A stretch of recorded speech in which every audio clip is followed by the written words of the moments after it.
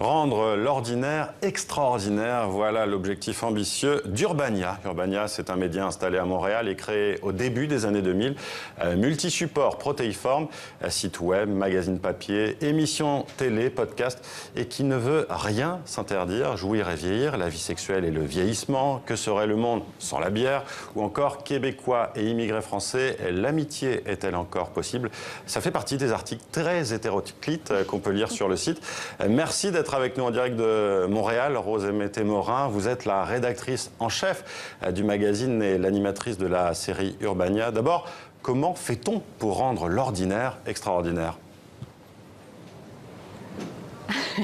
C'est très simple. En fait, la recette Urbania, c'est d'aller sur le terrain. Notre journalisme est incarné, on ose se mouiller. Puis pour rendre l'ordinaire extraordinaire, bien, il s'agit de trouver des personnages inusités ou d'avoir accès à des univers inédits, de s'y rendre sans prétention, sans jugement, de prendre le spectateur ou le lecteur par la main, de devenir son guide pour le faire entrer là où il n'oserait pas nécessairement aller seul.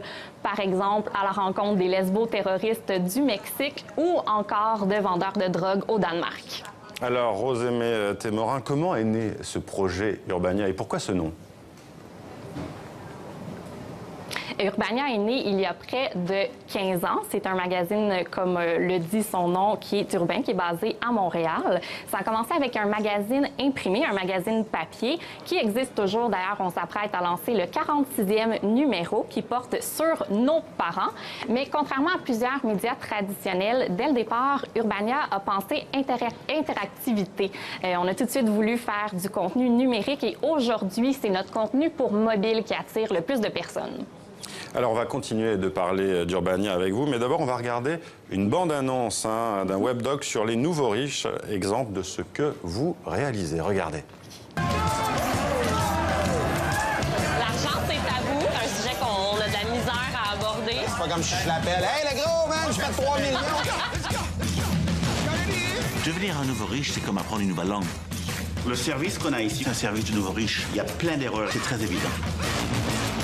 Moi, ce que j'aime, c'est appeler le monde puis leur dire « Vous allez hériter de millions ». Déjà, le dépenser 12 fois, cet argent-là. C'est sûr que je voulais un bateau. Changer mon poids frigidaire.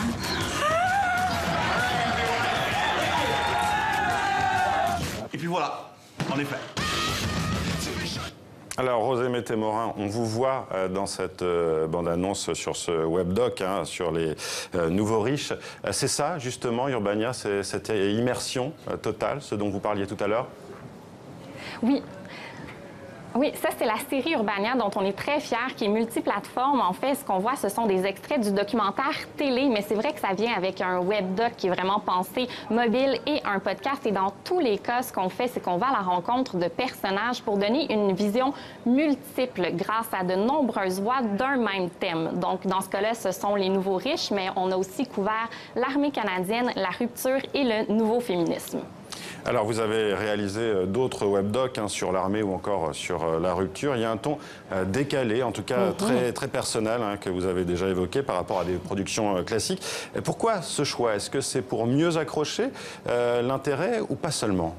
Est-ce que ça donne autre chose en termes éditorial? En fait,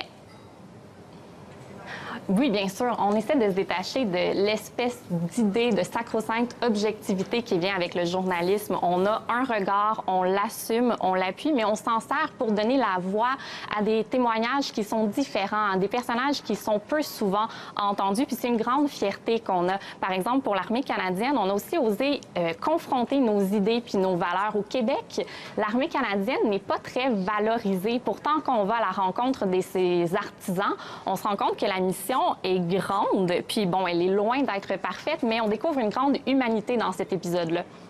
Alors, on va parler aussi peut-être du cœur de cible d'Urbania, mais avant cela, j'aimerais qu'on regarde un autre extrait de ce que vous pouvez produire. C'est sur le camping, regardez. Le camping, c'est l'art de se faire chier.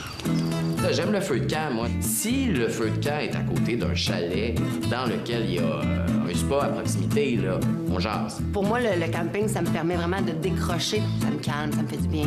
Les crises de mouches. Les mouches, les mouches, les mouches. J'ai vraiment du bon sens. Je pogne auprès des maringouins. Ils me sucent beaucoup. Que je viens comme groundé, plus relax. J'adore ça, pour vrai. Voilà, camping qu'on peut retrouver sur la page Facebook d'Urbania. Alors, dans vos contenus, on trouve beaucoup de thématiques. Il y a aussi une espèce de légèreté, un mélange justement de léger et de plus sérieux entre, par exemple, je friendzone, donc je suis, et la vérité sur la place des femmes dans l'industrie, beaucoup plus sérieux. C'est une volonté éditoriale, ce mélange ? Complètement, absolument. Chez Urbania, on est capable de rire, mais on est capable aussi de se pencher sur des enjeux de société importants. Je pense que le point commun dans toutes ces thématiques-là, c'est l'importance qu'on accorde à la narration. On adore raconter des histoires, donc on s'éloigne de la dissertation pour vraiment aller sur le terrain, puis raconter des histoires qui peuvent être légères, mais qui peuvent aussi être très graves. Et on peut mélanger les deux. Par exemple, quand le directeur des communications de la Maison-Blanche se fait renvoyer, bien, on peut écrire un article humoristique, un petit guide pour se faire renvoyer de sa job en 10 jours. Et très rapidement, une dernière question. Le cœur de cible, justement, est-ce que ce sont les millennials, la fameuse génération Y dont on parle en Occident, est née entre 1980 et 2000 ? Ces fameux milléniaux, les jeunes adultes de 25 à 35 ans, c'est vrai que ce sont particulièrement à eux que nous parlons. Par contre, tout adulte qui s'intéresse à du contenu intelligent, audacieux, puis un brin baveux est dans notre cible. Merci Rosemée Témorin d'avoir été en direct avec nous depuis Montréal.